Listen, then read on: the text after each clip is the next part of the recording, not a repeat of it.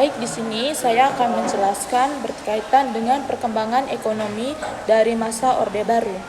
Nah, teman-teman, Orde Baru adalah sebutan bagi masa pemerintahan Presiden Soeharto di Indonesia. Awal dari masa pemerintahan di Orde Baru muncul setelah dikeluarnya surat perintah untuk berlaku selama kurang lebih 32 tahun pada 11 Maret 1966 hingga sampai 1988. Diangkatnya Soeharto menjadi Presiden Indonesia juga menandakan era Orde Baru, menggantikan Presiden Soeharto yang sebelumnya. Penanaman Orde Baru digunakan sebagai perbandingan dengan masa sebelumnya, yaitu Orde Lama. Nah, di masa Orde Baru ini, sistem pemerintahannya masih menggunakan presidensial, yang dimana keputusan eksklusif ada di tangan presiden, serta memiliki bentuk pemerintahan yaitu republik.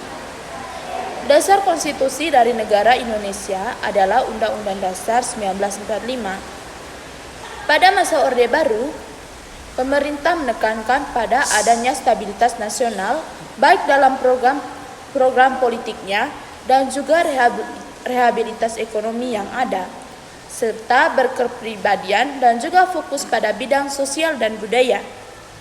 Nah, teman-teman, pada masa ini juga terjadi kemajuan dalam demokrasi di Indonesia, yang dimana seperti yang dapat kita lihat dari hasilnya, yaitu inflasi menurun dan mata uang Indonesia menjadi lebih stabil.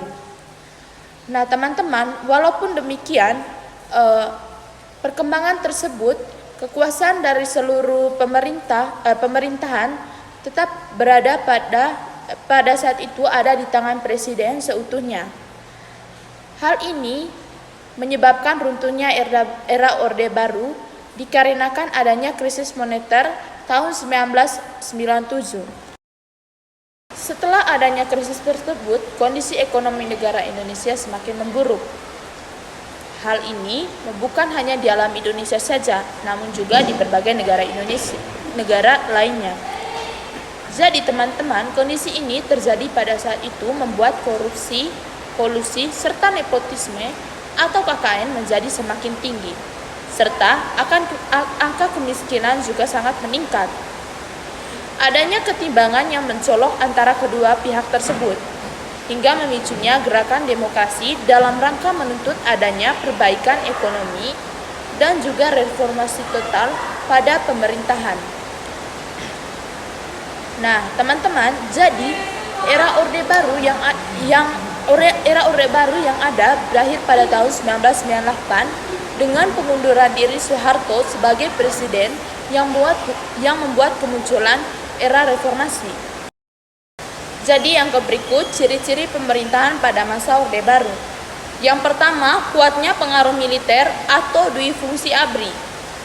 Ciri yang pertama dari pemerintahan pada masa Orde Baru adalah kuatnya pengaruh militer dan ABRI.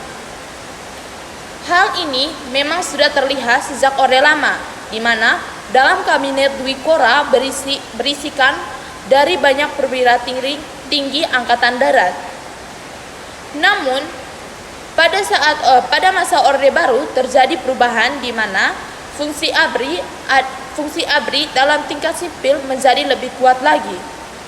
Partai Golongan Karya yang merupakan mesin politik utama dari pemerintahan Orde Baru berisikan banyak anggota militer. ABRI yang ada juga memiliki kegiatan sipil yang terdiri dari ABRI masuk desa dan juga menduduki jabatan sipil serta militer di saat yang bersamaan. Nah, teman-teman, selain itu banyak anggota ABRI yang menjadi komisaris berbagai perusahaan besar di Indonesia, yang menjadi salah satu tanda adanya KKN di dalam pemerintahan Orde Baru. Yang kedua, ada ciri terbatasnya pilihan politik. Ciri yang kedua ini dari pemerintahan pada Orde Baru adalah terbatasnya pilihan politik.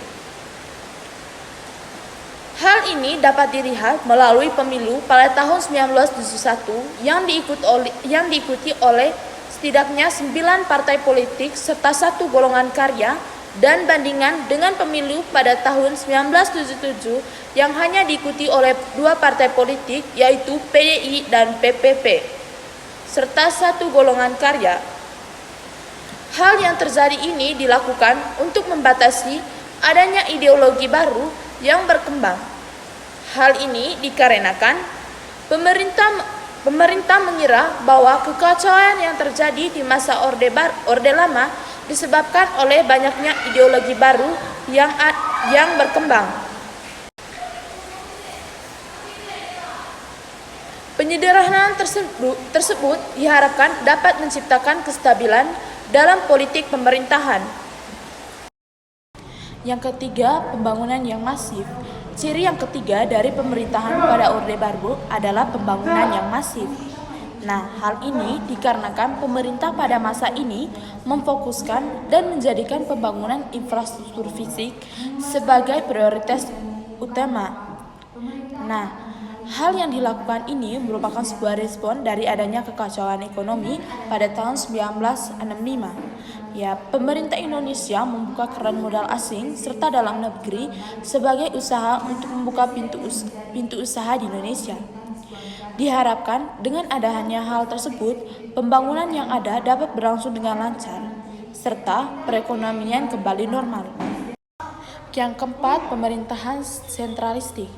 Ciri yang keempat dari pemerintahan pada masa Orde Baru adalah pemerintahan sentralistik, yang pada dasarnya sudah berjalan sejak awal kemerdekaan Indonesia terjadi. Nah, hal ini terjadi karena adanya sistem kenegaraan yang masih belum merakat dan setara di berbagai daerah. Pemerintah yang bersifat sentralistik ini membuat adanya kendali pusat terhadap pemerintah yang ada di daerah. Hal ini dikarenakan segala keputusan yang diambil harus melalui pemerintah pusat terlebih dahulu. Yang keberikut, sejarah kehidupan ekonomi Indonesia masa Orde Baru sejak Soeharto berhasil mengalihkan kekuasaan tertinggi dan rezim Orde Baru mulai terbentuk. Yang menjadi misi utama adalah memulihkan ekonomi dan membangun negara lewat program jangka pendek dan jangka panjang.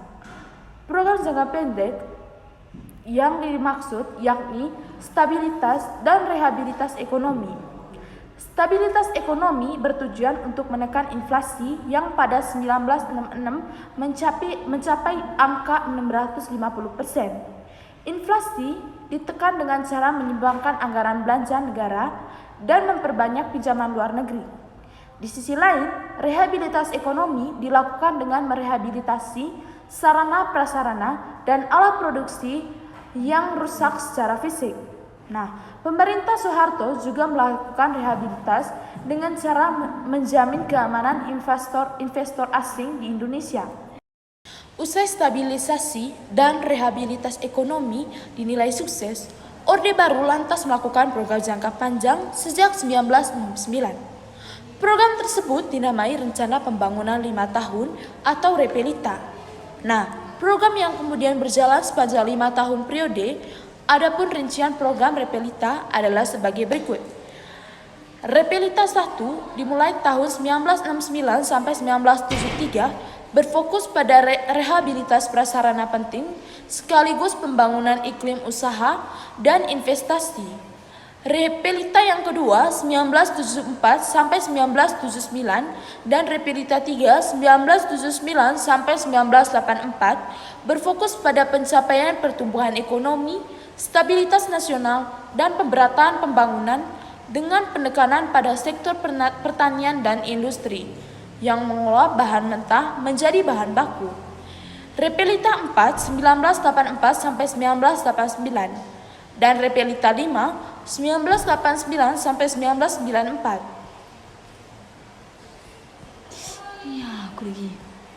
Yakni mempertahankan capaian sebelumnya dan mulai bergerak pada sektor industri, khususnya yang menghasilkan barang ekspor, industri yang menyerap tenaga kerja, industri pengolahan hasil pertanian, dan industri yang dapat menghasilkan mesin-mesin industri. Kesuksesan Orde Baru dalam pembangunan ekonomi Indonesia ternyata tidak berjalan mulus. Pada tahun 1997 sampai 1998, kawasan Asia diguncang krisis dan Indonesia termasuk negara yang terdampak. Nah, di waktu yang sama, pemerintahan Soeharto mendapatkan gelombang perlawanan dari mahasiswa dan rakyat yang menginginkan perubahan di berbagai bidang. Akhirnya, pada 21 Mei 1998, Soeharto lengser dari kekuasaannya. Orde Baru pun berakhir dan digantikan dengan masa reformasi.